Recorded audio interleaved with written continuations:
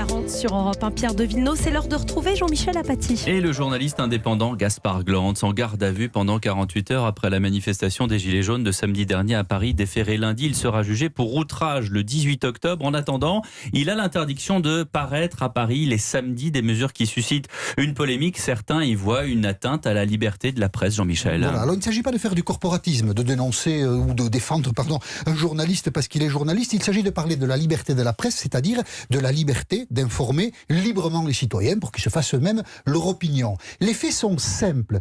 Gaspard Glantz était sur la place de la République à Paris. Samedi après-midi, il couvre la manifestation des Gilets jaunes. Il a une caméra à la main, un casque sur la tête et dans la masse humaine, on comprend que c'est un journaliste. À tort ou à raison, il estime, à tort ou à raison, qu'il a été visé par un policier qui a lancé sur lui une grenade. Il s'énerve et il fait un doigt d'honneur à la rangée de CRS qu'il y a devant lui. Les policiers s'en saisissent et il l'amène au commissariat. Qu'est-ce qu'on lui reproche à l'intérieur du commissariat? Deux choses. D'abord, outrage à agent dépositaire de la force publique. Ça, le doigt d'honneur, c'est un outrage, c'est incontestable. Et les policiers lui reprochent aussi, je cite précisément parce que c'est une dénomination juridique, une participation à un groupement en vue de commettre des violences ou des dégradations. Et c'est cette incrimination-là qui lui vaut une garde à vue de 48 heures, une privation de liberté de 48 heures. Et ça, c'est évidemment injustifié. Parce que Gaspard Glantz, il a une caméra, pas une masse pour casser des vitrines.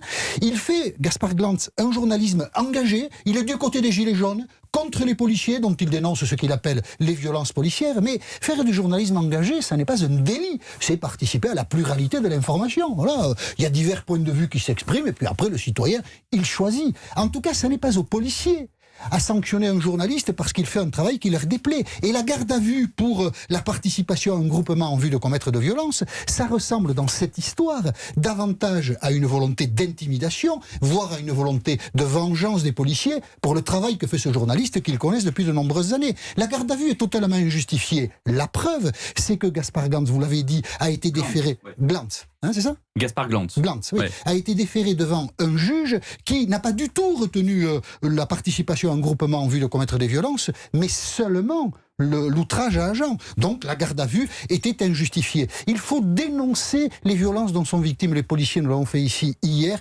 Violences verbales, violences physiques, évidemment. Mais il faut dénoncer aussi les policiers qui ne respectent pas l'état de droit, qui détournent les règles de droit pour des usages personnels. Le ministre de l'Intérieur, Christophe Castaner, serait bien avisé de reconnaître que dans cette histoire, c'est la liberté de la presse qui a été malmenée, c'est-à-dire la liberté d'informer librement des citoyens.